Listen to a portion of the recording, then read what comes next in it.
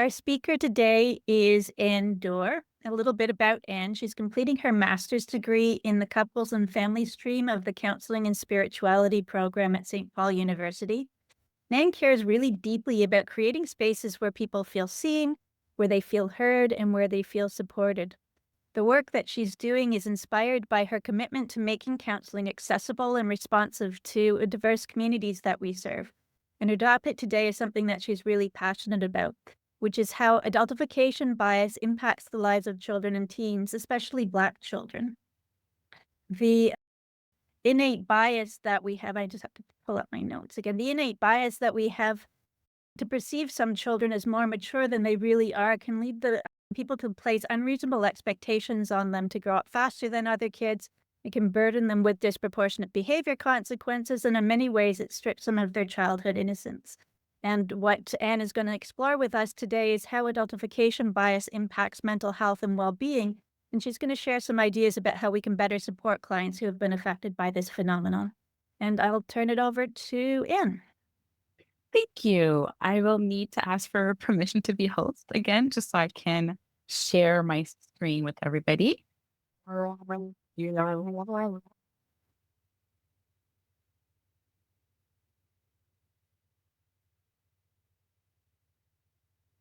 Okay, wonderful. Please let me know if you guys can see the presentation. Perfect. Just gonna make sure everything's set up properly. So, good afternoon, and thank you everybody for being here. I really appreciate it. My presentation is titled Too Grown Too Soon, The Impacts of the Adultification Bias on Black Girls and Women. So to begin, I want to set the stage instead of going right into data, and I want to start with a story. So let's consider Ella. She is 14 years old, grieving the loss of a relative. At school, her quietness and irritability were interpreted as an attitude, and which led to repeated suspensions. In counseling, her anger was labeled as resistance rather than grief. And instead of receiving care, Ella was punished and pathologized. The outcomes were predictable: shame, withdrawal, a heightened risk of depression, and growing mistrust of both school and therapy. Ella's suspensions were not unusual. Nationally, Black girls are suspended at a rate that mirrors or exceeds those of Black boys in some districts. I also want to take into consideration that a lot of the research that I've done, a lot of the stats I have are in the American lens. I think some people, I may need to let somebody in. Just sorry. Give me 1 second. Is someone trying to get in? Oops. Apologies, guys. Okay. Lost the ability.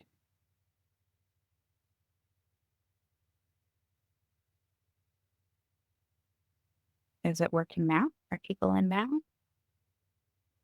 Is it okay? Okay.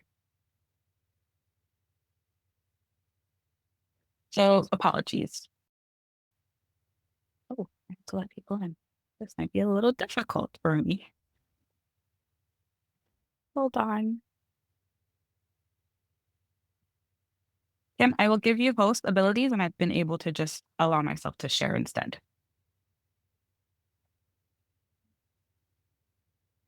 So that I can present and not worry about letting people in. Perfect. Wonderful. Okay. So now I will share my screen with you guys. Can you guys still see my screen? Okay. As I was saying, we are talking about Ella, who has been suspended, which is not unusual. Nationally, Black girls are suspended at a rate that mirrors or exceeds those of Black boys in some districts. What happened to Ella reflects both an individual misreading and a structural trend. So Ella's story illustrates the heart of what is known as the adultification bias. So it's a developmental misrecognition where Black girls are treated as older, less innocent, and more resilient than they really are. Normal grief becomes misconduct, vulnerability becomes aggression, and the need for comfort is ignored. If this is what happens in moment of pain, how do these repeated misreadings shape identity, coping, and long-term mental health? And that was really the basis of my research, is really just to see the long-term effect. So as we move forward, I invite you guys to hold one guiding question. Where have you seen, experienced, or perhaps even unintentionally reinforced the adultification, whether it be in schools, therapy, policy, or everyday interaction? And kind of hold that example in mind, and we'll return to it later. Ella's story is an isolated event. It reflects a broader pattern. Research shows us that adults perceive Black girls as needing less nurturing in 4 or 5 developmental domains, beginning as early as 5 years old. So, what does that mean? It means that in the study, it shows that adults across races were asked to compare Black girls with white girls in areas such as innocence, the need for protection, the need for nurturing, and the need for support. And the results were consistent. Black girls were seen as more independent, more knowledgeable about adult topics, particularly sex, and less in need of comfort or guidance. So, to put it in another way, by the time Black girls enter kindergarten, adults already see them as less likely as children in the fullest sense of the word. So their mistakes are seen as intentional rather than a developmental thing. Their curiosity is interpreted as knowing too much. Their sadness or anger is read as defiance rather than vulnerability. And this early perception gap follows them into classrooms, playgrounds, and later into counseling, healthcare, and where the expectations of maturity replaces the assumption of innocence. Black girls are also nearly 3 times more likely than white girls to be suspended for the same behavior. Taken together, these findings make clear that the adultification is not just a teenage phenomenon. It begins in childhood, and the urgency lies in the fact that these misperceptions are not harmless. They shape identity, coping, and trust in institutions with consequences that are lifetime. So, to shape my paper, this work is grounded in critical race theory and intersectionality. The critical race theory frames racism as structural and systemic, embedded in education, healthcare, and law, while counter storytelling the lived narratives of Black girls. Intersectionality, which was introduced by Crenshaw in 1991, clarifies how race, gender, and age interacts to create unique vulnerabilities. Black girls do not experience racism or sexism in isolation. These forces converge with developmental expectations to deny them the grace of childhood. Taken together, these frameworks show how the adultification bias is not simply an individual misperception, but a form of structural violence. To illustrate, think again of Ella's story. A grieving white girl might have been offered comfort while Ella was offended instead. So the critical race theory and intersectionality explains how this disparities is not random, but systemic. Apologies. So now I kind of get into what is the adultification bias. The adultification bias is developmentally specific misperception that casts Black girls as more mature, as I've mentioned before, more sexually knowledgeable, and less in need of protection or nurturing. It strips them of the idea of childhood innocence and seeing them as children. Historically, this bias can be traced back to slavery, where Black children were cast as laborers rather than dependents. So they were seen as caricatures such as Jezebel, a Mammy, or a Sapphire, which constructed enduring myths of Black femininity as hypersexual, self-sacrificing, or combative. These narratives continue to shape modern schooling, healthcare, and justice system. And unlike isolated stereotypes or microaggressions, the adultification bias is institutionalized. So research has shown that we consider that to be the epistemic adultification. So to better explain it, it just means it refers to the knowledge of what we assume a person knows or understands. So the epistemic adultification happens when Black girls are presumed to have knowledge or awareness that exceeds their actual developmental stage. For example, adults may assume that an 11-year-old Black girl knows more about sex or relationship in ways that their white peers would not be expected to. Or they may assume that she understands adult responsibilities, like managing their siblings or navigating racism without any guidance. So this assumption is not neutral. It becomes a form of epistemic violence. And then when girls are treated as if they already know better, they are denied explanation, denied protection, and denied the right to curiosity or mistakes. Their questions may be brushed aside with, you should already understand this, or their innocence is discounted because adults project premature maturity onto them. So, things about what this does over time is that Black girls learn that they're not entitled to the same patience, they're not entitled to the same teaching or grace as their peers. Instead, they are positioned as prematurely competent and prematurely responsible. What we are anger and offensive. Apology. And the epistemic adultification does not just misread behavior, it redefines what a Black girl is allowed to know, to feel, or to learn. So in my slide, I've also shown the stats of what the research has shown. And as you can see, for example, the purple in the first data is Black girls, where we were comparing it to white girls and the perceived need, as I had mentioned a little bit earlier, as well as the stats of the perceived innocence and school suspension in terms of Black girls and white girls. The adultification bias surfaces across the systems for Black girls. And in schools, they are disproportionately disciplined, not only for behavior, but for failing to conform to white middle class ideas of girlhood. So the idea is to be silent, to be docile, to be passive. And teachers sometimes justify the harshness as tough love in a sense of preparing them for the systemic harm and that's supposed to happen, claiming that it's preparing them to the racist world out there. But this preparation cloaks systemic harm in the language of care. In the setting of healthcare and therapy, Black girls' pains is minimized. Sadness is misread as anger. And the idea is that you are to be strong because a substitute for genuine support. In media and culture, sexualization and the strong Black woman or girl tropes valorize resilience while punishing vulnerability. So across all these contexts, the message is consistent.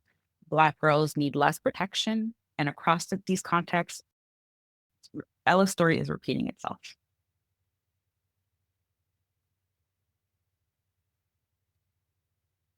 So now it comes down to the intersectionality in practice.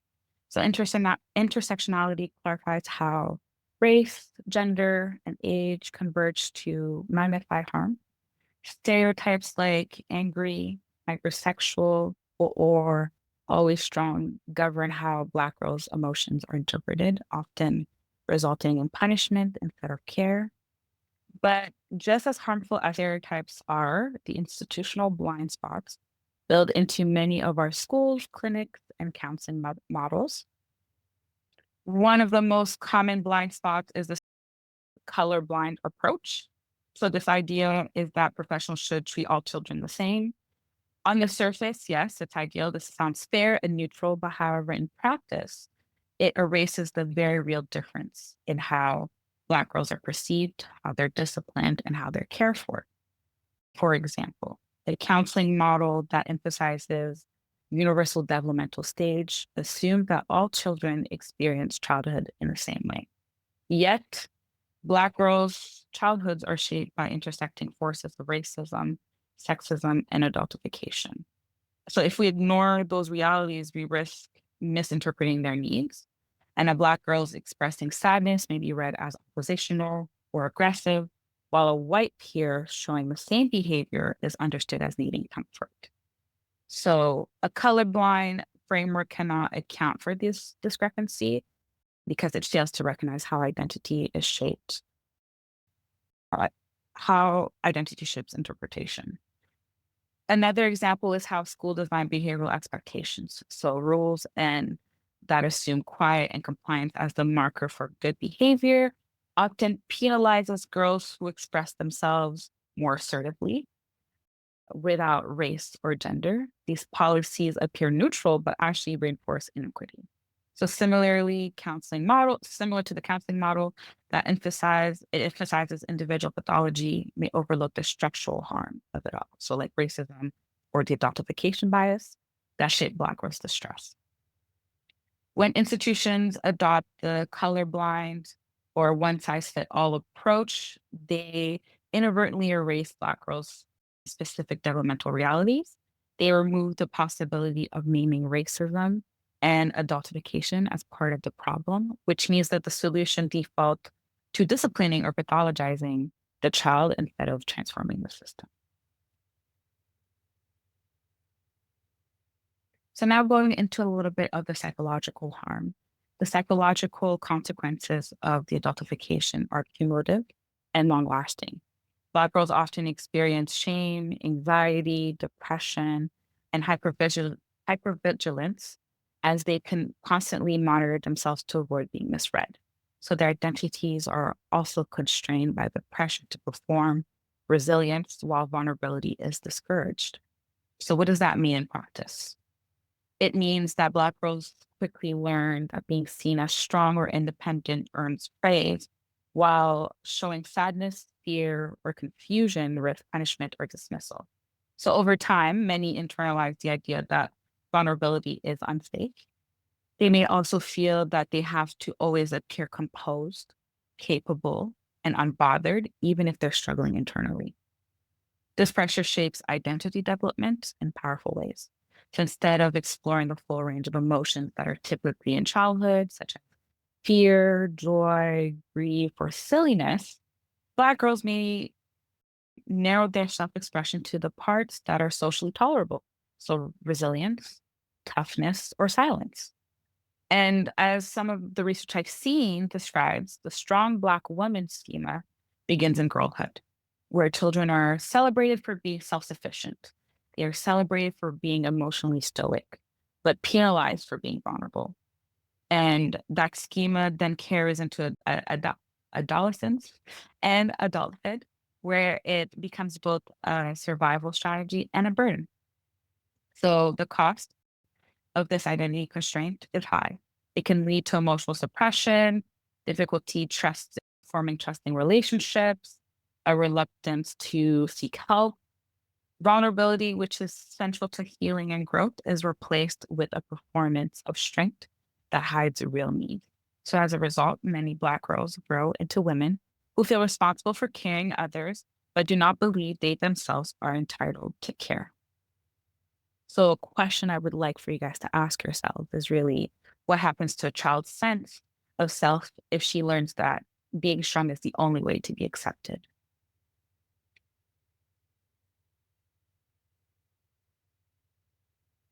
Now, going into the implications for mental health. So clinicians must act intentionally to disrupt the adultification. They must name racism, sexism, and adultification bias explicitly in assessment and treatment.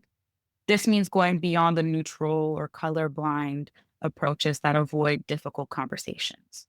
So for Black girls, silence from a therapist or clinician can feel like an erasure. If a girl describes being called too grown at school and the therapist never names that experience as adultification, she may internalize the idea that the problem lies within her rather than the bias system around her.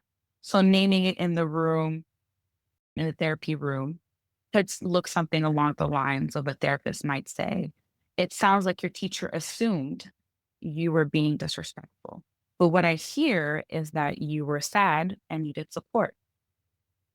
So hearing that, even just naming that simple act, transforms the experience from personal failure into the systemic recognition. So in practice, this requires clinicians to screen not only for trauma symptoms, but also for contextual factors. So asking, for example, has anyone ever expected you to act older than you are? Or have you felt treated as if you were less deserving of care than other kids your age? By explicitly naming racism, sexism, and adultification bias, clinicians affirm the client's reality. They counter the epistemic violence and create a therapeutic space where Black girls can feel seen and believed. Now, going into a little bit of the implications for education and policy. So, in schools, exclusionary discipline must be replaced with restorative practices that focus on repairing relationships instead of removing children from learning spaces. But what does that look like in practice, you may ask?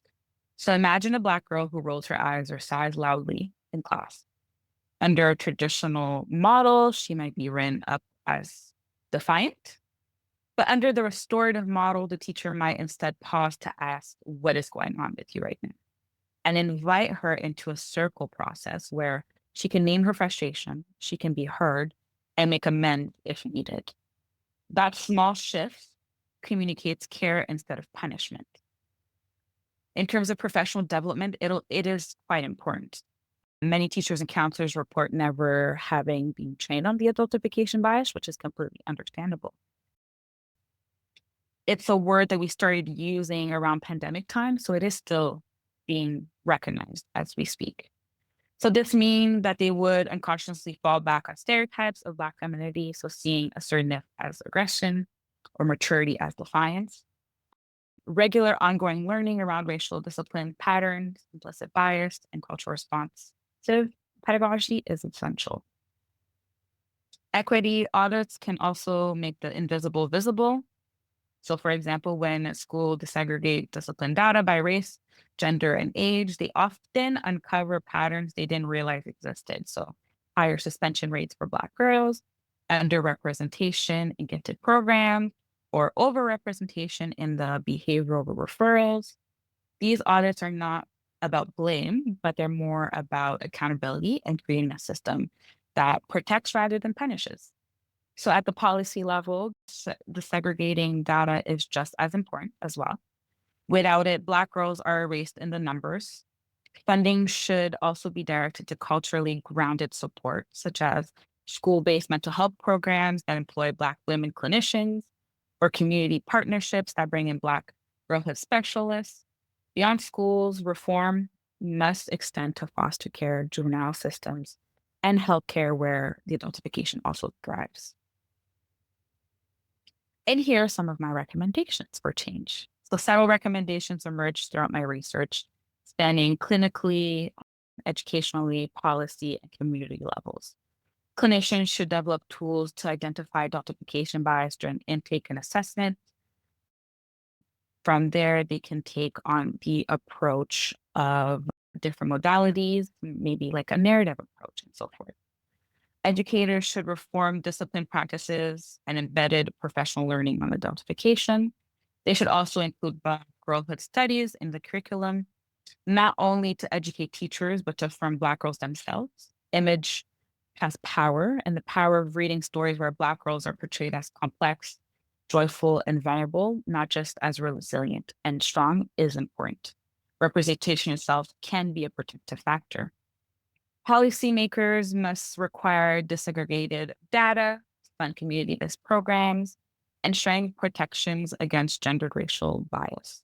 So, for example, there could be mandates that suspicion and expulsion data be reported separately for Black girls.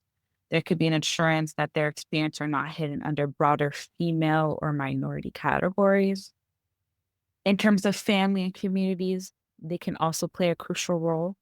Healing circles, mentorship programs, or space of joy and spirituality provides alternative site of affirmation. Even like church youth groups, girl circles, or after school art programs where Black girls can express grief, silliness, and creativity without fear of being punished is also just as beneficial. These spaces counterbalance the harshness of institutional responses. And finally, researchers must pursue longitudinal studies that follow Black girls into adulthood while expanding representation to include the LGBTQ plus community, neurodivergence, rural and immigrant Black girls. And we need to hear how the adultification bias unfolds across the lifespan and across different identities.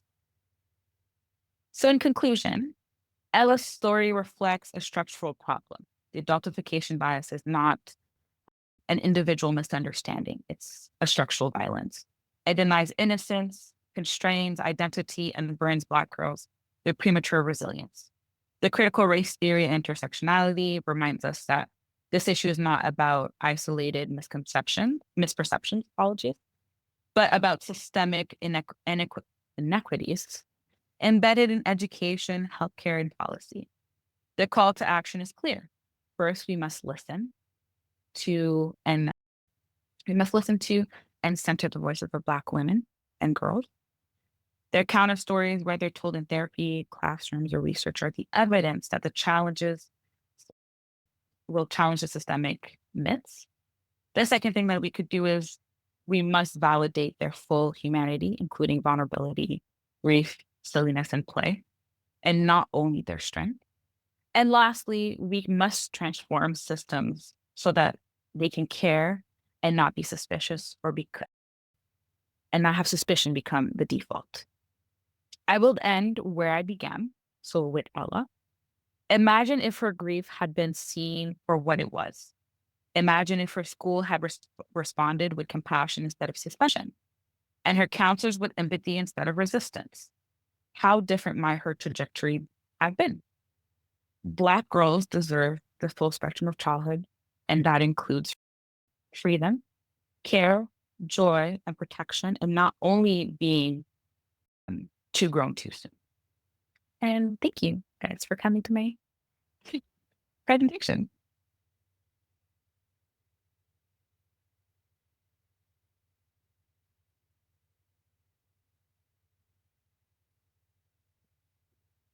Are there any questions or comments from the community? Thank you so much. Dr. Cohen. Listening to you, you said that one of the first things you said is to consider where we might do this in our own lives. And I think many parents, and myself included, we parentalize our oldest child out of ignorance almost. It's like we're not, once we've had a 2 or 3, we know it's quote unquote typical for our 3-year-old or a 4-year-old. We tend to expect more of our firstborn and hold them to a higher standard. So listening to you, I'm thinking to myself, if it's bad for Black girls as a whole, how much worse it is for a Black girl who is the oldest in her family. She's almost going to get a double load of this parentification because she's the oldest. And we do it to all oldest children, regardless of gender or race. So really, that might be a separate study or a separate area of investigation on its own, is the experience of the oldest child. Absolutely. Agreed.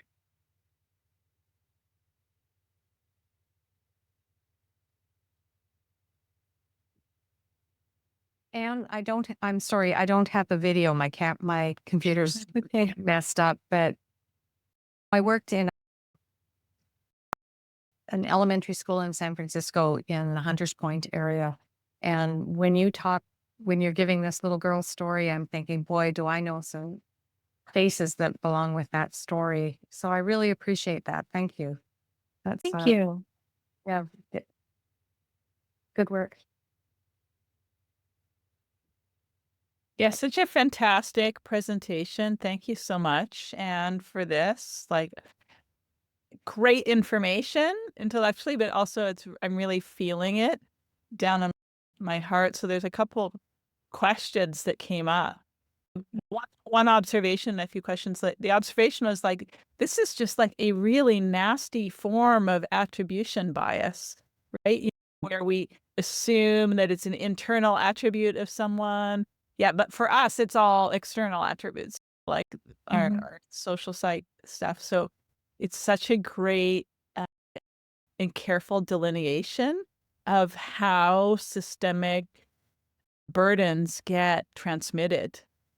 I'm just like feeling that in a painful way, the transmission of systemic burdens. And I'm appreciative of that. But I'm really curious because I like supervise a lot of people and am secondarily responsible in a way for what happens in a therapy session, of what top things you would say to a white therapist who's seeing a racially or ethnically like diverse community of clients, knowing that like the stats say that 50% of like racially and ethically diverse clients will quit after one visit. But with your delineation of this process, I'm like, no wonder. No wonder, because it's baked into the context almost. Yeah. What would you say to white clinicians who are working with racially and ethnically diverse clients, knowing this stuff, systemic racism is baked into us, like it's going to happen? Yeah, I think it's hard on both ends because from perspective as a Black woman, it's not something that we really talk about. It's I remember in my undergrad, I had to do a paper, like a self-reflective paper of when did you start feeling the racism and or when did you feel the change or the shift? And it was just this is something that's inherently just taught to us from a young age. You don't really necessarily have a memory of it. So on that perspective, for us, it might be hard because it's something that we're taught. It's just like second nature to us that we need to be prim and proper. We need to be mindful of how we're presenting ourselves.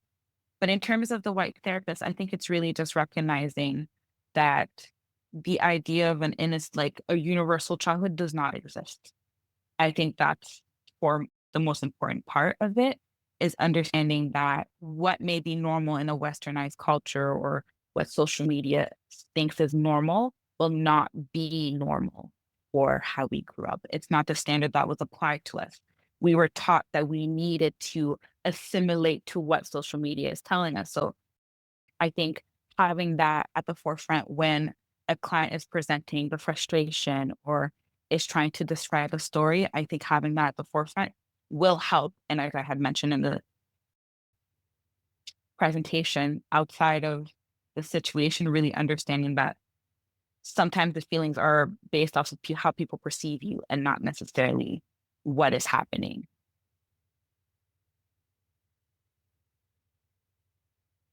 And I'm just thinking of working with somebody who has been adultified pretty much almost from when they entered society, and looking at that through an IFS lens, how that would change their inner landscape, because some of the exile parts they'd be so young when the protectors have to come in, the managers and the protectors have to come in. Like you would have really young manager protector parts having to do adult work. Like the burdens that they're carrying just must be really difficult to get to, because they would be happening before the vocabulary is even there to be able to describe that. It wouldn't even, it isn't that they can point to a trauma and yes, this bad thing happened. It's like the whole expectation is starting on them at a really young age. I'm curious whether you've looked at any parts research specifically related to adultification. Like how does that show up differently in through an IFS lens? I haven't necessarily, I'm just starting to dabble into the IFS lens myself as a clinician. So I'm not fully well versed. I think it really starts with, from what I've noticed a little bit, it's the part that is hidden, working on that. What are you hiding? What, if we were not to parentify you or adultify you, who do you think this person is? If you were to describe this part of you, how would you best describe that part of you? I think it's a start. Like I said, I'm still learning how to do and apply IFS. So I'm not very well versed in the different parts quite yet. And unfortunately, when I was doing my research, I hadn't really focused fully on how the therapeutic, like in a full sense of like the different modalities and how they can be applied and how beneficial they can be. I know I dabbled into a little bit. I know narrative was a great part to allow the client to really express their feeling and have their agency of their story of life was a big one that I saw. But unfortunately, my main focus was really just the effect and how it played a role into further more than childhood. And it really does affect adulthood as well. Yeah, the multi-generational part of that. Like if you've got all generations of women who have been adultified, that message would be passing on just in the way that parenting is happening.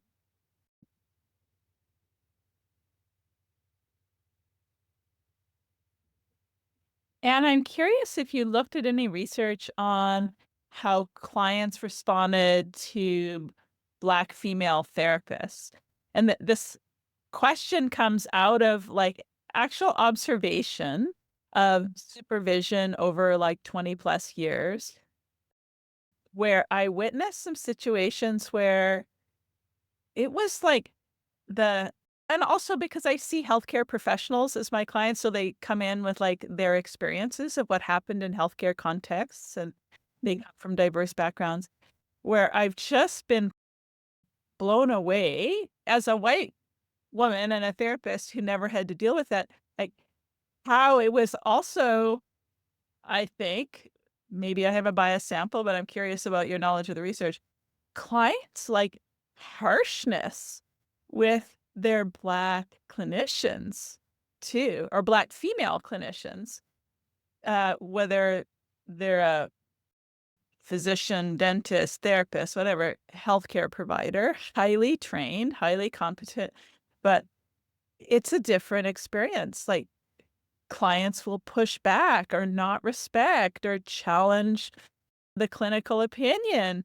And it really makes me think about someone who's supervising healthcare providers. Like, how do I support someone who has not only dealt with this since childhood and hopefully processed it in some of their own work before they became a therapist, but also who are probably going to be facing it because it's a reality of the world. Like I was saying, it's baked into how people perceive others, including highly competent healthcare professionals. So I'm just really curious to hear your thoughts on that and any research you know of. I'm really hoping to do more research on it because I've noticed that a lot of the data, unfortunately, it's very lacking. There's not enough conversation about it. I can tell you out of an experience from myself and my community and the conversations I've had. Unfortunately, the level of respect or the level of intelligence is always seen as lower. We're always fighting to be seen as equal. We're always fighting to be seen as more like as equivalent than our counterparts. I guess in a way, it's like, in how certain domains, if it's a man's world, women always have to fight more to be seen equal as a man. It's the same concept, except we're working 10 times harder than that just to be seen as women and then just to be seen as equal than everybody else, unfortunately. And the reason why I do want to do more research, because a lens, like my part in my lens does taint it a little bit because it's something that we're just taught to you keep pushing. You do everything by the book until your voice is heard. You make sure you assimilate to your environment until your voice is heard. So it's really hard. And I am hoping that in the future, I can do a lot more research on women and how it affects the workplace and how to better support women in the workplace.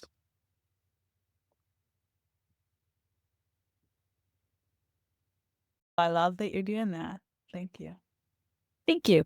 I also saw a question that said, I would love to hear more about your thoughts about adultification and neurodivergency in Black girls and women. What barriers are present from them possibly getting support? I will say that sometimes in terms of assessing, it can be a little harder because the symptoms may not be seen as same as a white counterpart. As I mentioned in my presentation, going through hardship could be seen as defiance. Going through hardship could be seen as you're just difficult to work with. So I think it is hard sometimes to properly notice the neurodivergency and properly diagnose and go forward.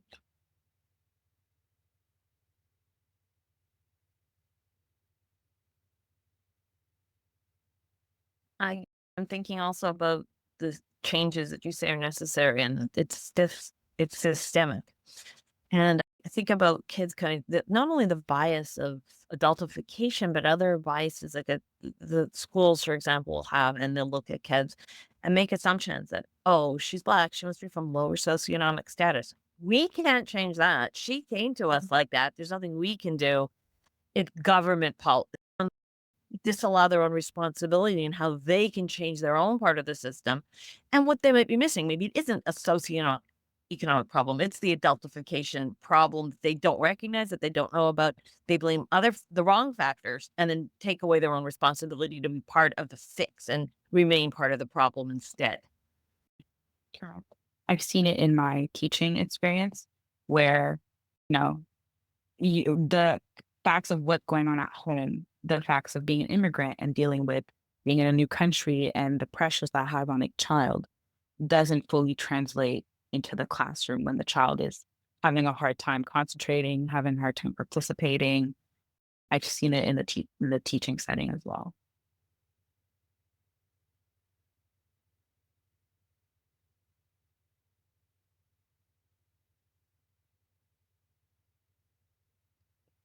Well, I do want to thank everybody for taking some time out of their day to come and listen to me. Really appreciate it. Thank you so much, Anne, and promise that you'll come back with more. I'm so grateful for you and for offering this today. Thank you. Thank you guys. Thank you so much.